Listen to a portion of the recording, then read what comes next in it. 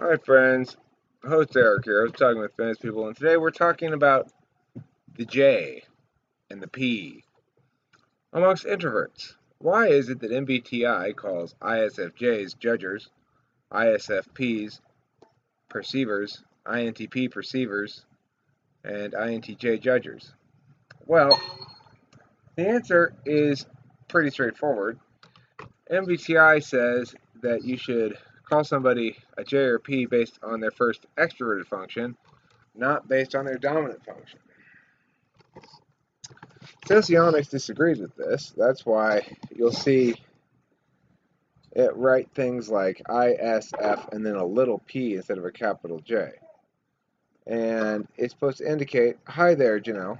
It's supposed to indicate that the individual is a dominant perceiver in socionics, even though MBTI calls them a judger. So why does MBTI do this?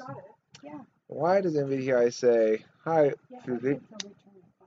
Hi, Mom. Um, why does that's Kimberly's mom I'm saying bye to. Why does MBTI do that? Well, because in a lot of ways you'll find that your introverted perceivers, namely ISFJ,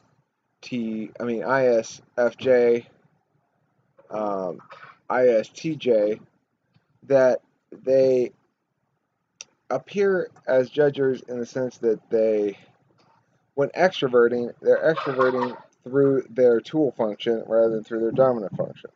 So I'm extroverting through my dominant function, metaphysical action all the time, like I'm doing right now, and I'm implementing it or delivering it, weaving it into a specific article of clothing with my TI and FE.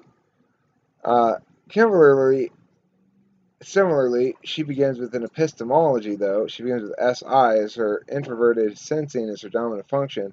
That's going to be very different than an action function. So an NE DOM or an SE DOM is going to behave very differently as a perceiver than an SI DOM or an NI DOM because one of them is an action function, the other is an epistemological function. So naturally, though, both parties fundamentally are that axis.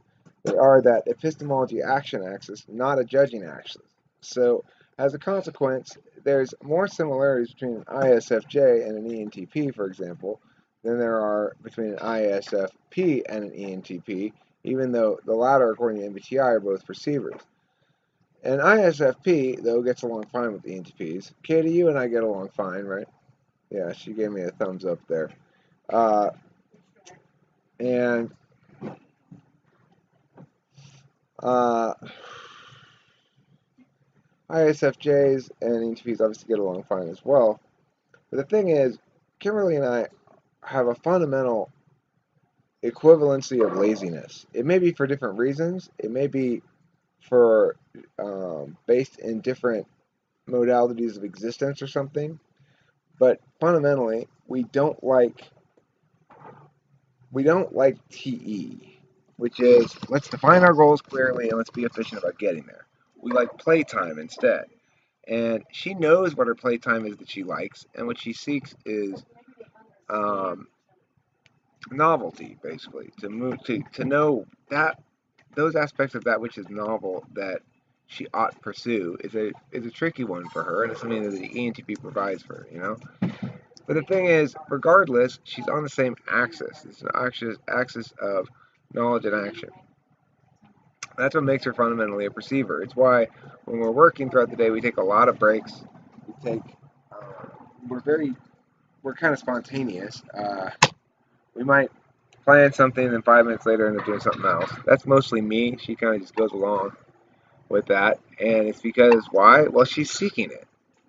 Um, that's the thing. Is the fourth slot is that which you seek. So for INTP, then let's talk about the INTP as a judger. INTPs seem like perceivers because they're kind of slackery-ish in their values. So they value the same sort of things as ENTPs value, which means they don't really value TE, even though it's their ignoring function.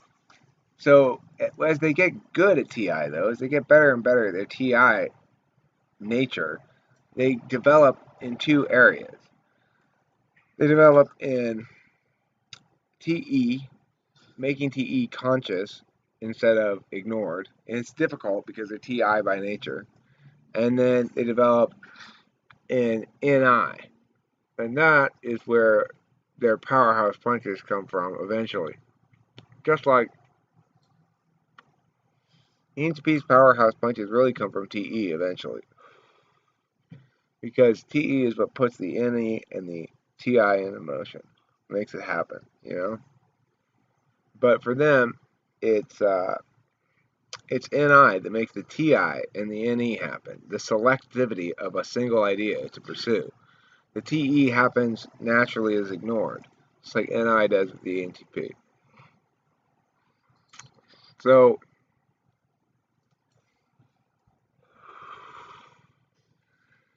the perceiver-judger thing then, Socionics gets it right. The INTP is fundamentally a judger because at the end of the day, they prioritize their evaluatory metric, consistency, over flexibility. And flexibility comes from prioritizing an epistemological action axis. Those are your two options. You're either going to prioritize an epistemological action axis or you're going to prioritize an evaluatory axis. If you prioritize an evaluatory axis, you'll either prioritize a subjective one, FITE, TEFI, or you'll prioritize an objective one, TIFE, FETI. If you prioritize the action epistemological axis, then you'll prioritize either the physical action metaphysical knowledge, SENI, or you'll prioritize the metaphysical action physical knowledge, NESI. And it's that prioritization of axis that matters more in terms of your nature than does the display of an extroverted tool function that masquerades as the other axis for public display. MBTI is correct that it does that, but it's not correct to say that that should be prioritized. Although, I suppose since MBTI is designed for a work environment, maybe they could make that argument that it ought to be prioritized because of that. But regardless, it's not prioritized for that because of accuracy. And being a TI tool user myself, of course, I tend to think it to be the most accurate possible understanding of how the cognitive taxonomy fits together most elegantly, basically. I'm going to open the floor now. Does anybody have any comments, questions, concerns, complaints, queries, etc.? About judging, perceiving, functions, epistemology, action, evaluatory metrics, any of those things?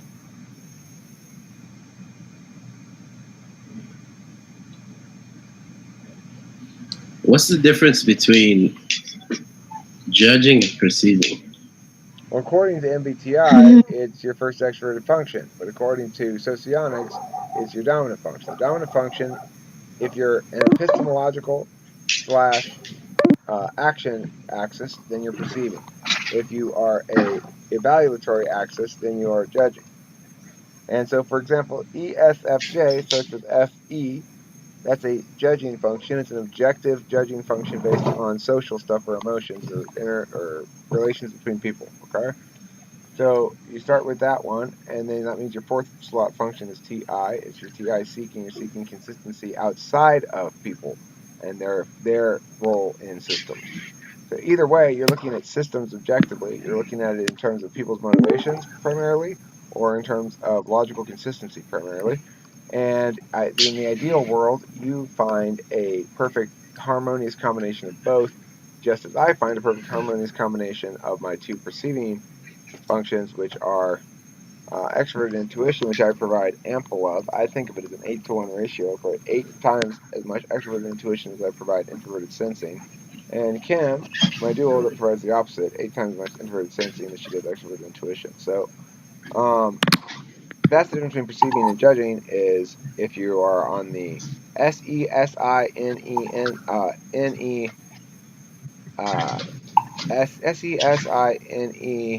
NI axes as your dominant, then you're a perceiver.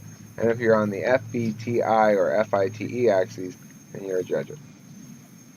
That's how it should be. That's how Socionics says it. Do you That's not still how think? MBTI says. Sorry, go ahead. Do you still think that there is a missing dichotomy of metaphysical and physical? I don't think just that it's Or a do you think missing it's more dichotomy. assumed? I think it's the fundamental dichotomy, which is Yeah, like it's more assumed.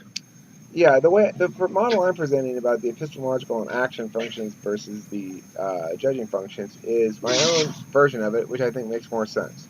To say that both FE and TI are objective judging functions is correct, and I can prove why it's correct by pointing out the fact that with both FE and TI, you can present those things for public communicability and evaluation, and that two different people can look at the same set of data and disagree, but a third party can come in and judge that, and you can get consensus if the data is lopsided enough.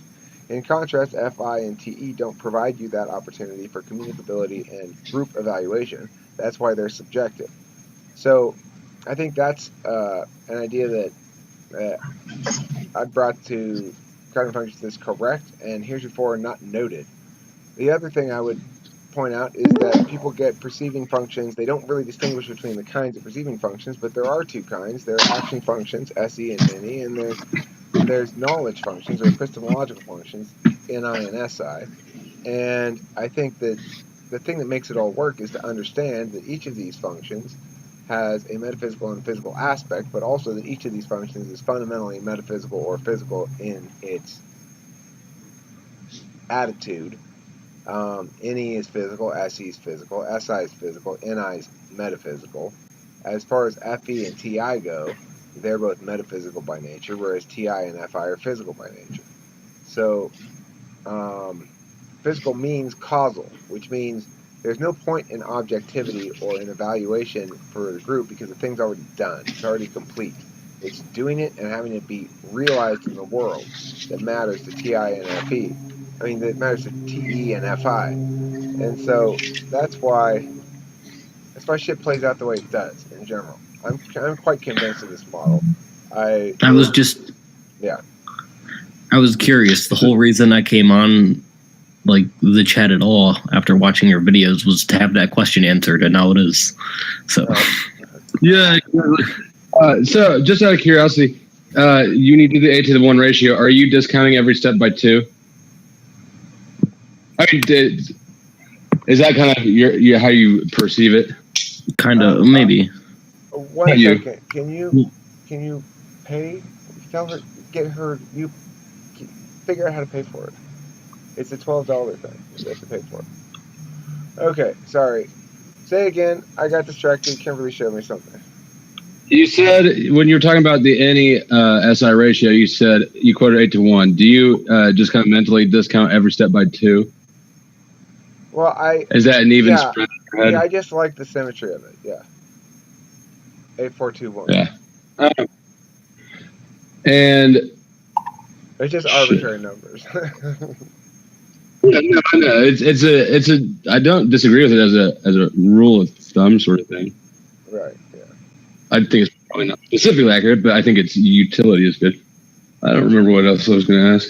Well, one other thing I'd note that I toss in, I think is not focused on or understood enough in cognitive is that people have a finite amount of hours in a day, and that they can only attend to certain things one at a time, and certain other kind of things they can attend to 2 at a time. So, for example, I might be able to sort clothes. Oh, I can kill flies while I'm having this conversation. That's one thing I can do. I can do SE shit, physical action, while at the same time doing metaphysical action. Why? Well, I think your SE standards are low. Well, yeah, I can kill a couple of flies, and it'll only distract me for a little bit because it doesn't involve any language, right? That's the thing about SE. Following through on that which has already been decided means there's no further deliberation to be done about it. So deliberative action can continue to be done while non-deliberative action is taken. And that's the distinction between physical and metaphysical. SE is taking non-deliberative action, non-conditional action, causal action, shit that has impact in the world, whereas NE is taking the opposite, conditional action, or ideation, creation, yada, yada, yada. Right, number of hours in the day, right. So when I say like 8421, what I'm saying is to the extent that one uses NE as a problem-solving function. For example, if I encounter a situation and I'm trying to figure out what I'm going to do about it, I'll probably come up with 10 or 15 different possible ideas before deciding something based on something that's likely to be some combination of FB and TI. So it's like, it's hard to say how much portion of the day you really spend using those, but it is notable to and worth mention that if you're saying something like, well, I want to develop my TE, well, you have a certain limited amount of hours in which you choose to attend to TE. And I do attend to TE. I've been attending to a lot of TE lately, and it's kind of fucking shitty, frankly. It's not fun. It's countervalued by me, but I do feel a sense of accomplishment.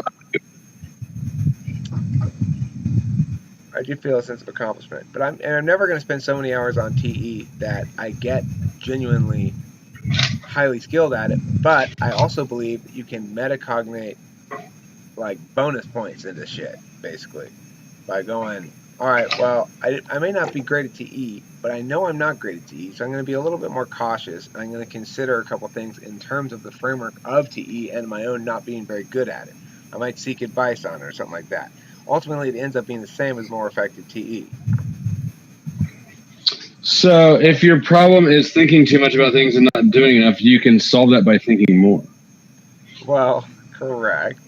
That's convenient. That's convenient. Well, let me give you an example. Yesterday, I brought Cameron over here. I went and hung out. I went to get, this is good TE, okay? I went to get weed. I said, hey, Cameron, you want to go get weed with me? Because Cameron often goes to get weed with me because he knows the best places, the cheapest prices and everything, right?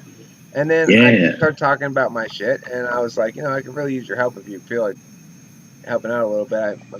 We need some TE help over there. And I smoke both sativas and indicas. Right now we got an indica, I think. It's called White Skywalker. I like it. Yeah, you want to make the weed episodes in a separate one just for like a week or so? That'd be fantastic. Okay, yeah. So I was just answering a question that popped up. But regardless, oh yeah. So then Cameron came over and he helped in a couple of ways. One thing he did that I was really quite impressed with was he made this table over here. My phone's ringing. What's Cameron's type? ISTJ. So you actually got shit done through FPing it and outsourcing it. Yeah, well, I mean, the thing is, he and I have a good relationship. I've helped him a lot in the past, and he's happy to help me. I think it's, in one sense, it's because his hidden agenda is to love others, and he shows his affection or appreciation or just regard for another person by helping with shit like that. He knows he's good at it, and Cam is like where do bringer of the peace. people hang out? Yeah, we can finish it. Okay, I gotta finish this right now.